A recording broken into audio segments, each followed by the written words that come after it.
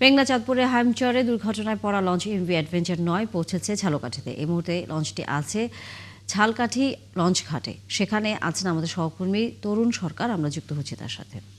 তরুণ, লঞ্চের কর্তৃপক্ষের সাথে কথা বলার সুযোগ হয়েছে কিনা, আর একই সাথে তালিকা পাওয়া গেছে কিনা কতজন যাত্রী আসলে ছিল এই লঞ্চে?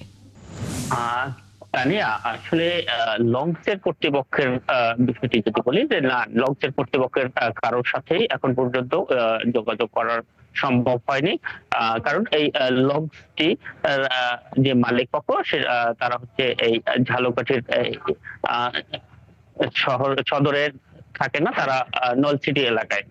আর লঞ্চের এখন যে যেটি এখন হচ্ছে বরিশাল নৌ পুলিশ এবং ঝালকাঠির যে পুলিশ রয়েছেন, এই পুলিশ সদস্যরা এরা কিন্তু এখন লঞ্চের মধ্যে বিভিন্ন জায়গায় অবস্থান করছেন এবং এখানকার যে দুর্ঘটনার কারণ বা লঞ্চে যারা স্টাফ রয়েছেন তাদেরকে খুঁজছেন। এ পর্যন্ত এখন কিন্তু ৪ জন যে স্টাফ তাদেরকে তারা আটক করেছেন জিজ্ঞাসাবাদের জন্য, এবং লঞ্চটিকেও তারা জব্দ রেখেছেন।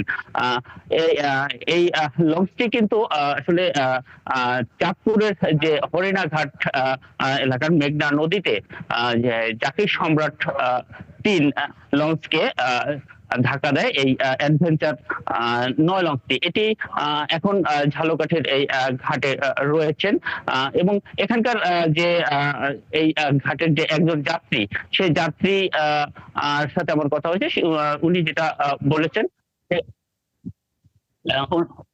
উনি যেটা বলেছেন যে এখানে রাতে পৌনে ২টার দিকে যে লঞ্চের যে যাত্রী যারা রয়েছেন সবাই মূলত ক্লান্ত ছিলেন, এবং তারা তারা সবাই ঘুমে গভীর ঘুমে ছিল। কিন্তু হঠাৎ করে এই যে দুর্ঘটনা, এই দুর্ঘটনার কারণে কিন্তু যে বিকট শব্দ হয়, এই বিকট শব্দে তাদের ঘুম ভাঙে, এবং ঘুম ভেঙে যাওয়ার পরে এসে দেখে যে এই লঞ্চের সাথে যে লঞ্চটির ধাক্কা লাগার কারণে বেশ ক্ষতিগ্রস্ত হয়েছে, এবং তারা কিন্তু আতঙ্কিত হয়েছে।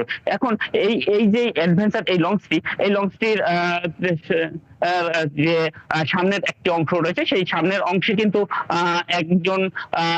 একটি মৃতদেহের যে খণ্ডিত অংশ, সেই অংশ কিন্তু এই লঞ্চের সামনে এখনো লেগে রয়েছে, এবং সেখানে যে বিষয়টি নিশ্চিত হওয়া গেছে যে এটি একটি নারীর মৃতদেহ হতে পারে। কারণ এই লঞ্চের এই সামনের অংশের যে যে খণ্ডিত অংশ যে রয়েছে, এবং তার পাশে একটি জুতা রয়েছে, এবং সেই জুতাটি একজন নারীর জুতা বলে দেখা গেছে, এবং সেই জন্য ধারণা করছে যে এটা এটা একটি নারী যাত্রী হয়তো মারা যেতে পারে। আর যে বিষয়টি, এই লঞ্চে আসলে কি পরিমাণ যাত্রী ছিল সেটি এখন পর্যন্ত ওভাবে নিশ্চিত হওয়া যায়নি, কারণ যেহেতু অসংখ্য নেতাকর্মী এই তারেক রহমানের যে জনসভায় যোগ দিয়েছিলেন, এবং সেখান থেকে ফেরার পথে যে কারা কি পরিমাণ কত যাত্রী এই লঞ্চটিতে উঠেছে সেটি কিন্তু এখন পর্যন্ত আমরা নিশ্চিত হতে পারিনি।